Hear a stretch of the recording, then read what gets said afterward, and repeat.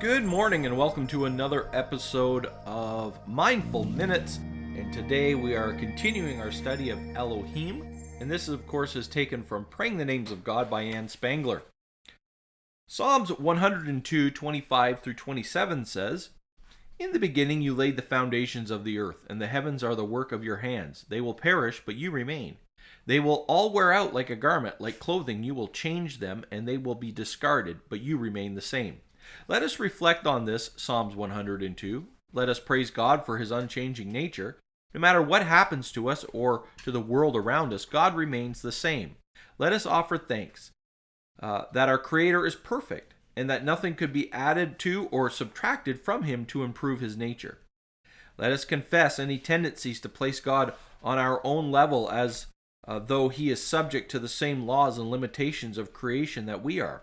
And let us ask God to help us perceive his greatness more fully so that we will stop projecting our own feelings and judgments on him. Ann Spangler writes, "Imagine for a moment that you live in a world that never changes.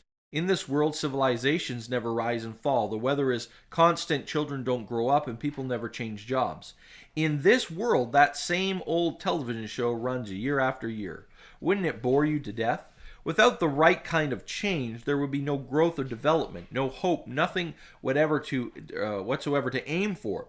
No one would ever talk about discerning God's plan for their lives, nor would anyone strive to fulfill their God-given potential because there wouldn't even be a word for potential. We know that to be human is to be subject to change. As human beings, we need constructive change because both we and the world we live in are imperfect. We are not yet everything God intends us to be, but God himself is already perfect, already everything he needs to be, all-powerful, loving, wise, beautiful, and good.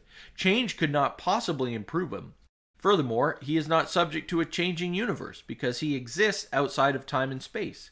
He always was, and he always will be.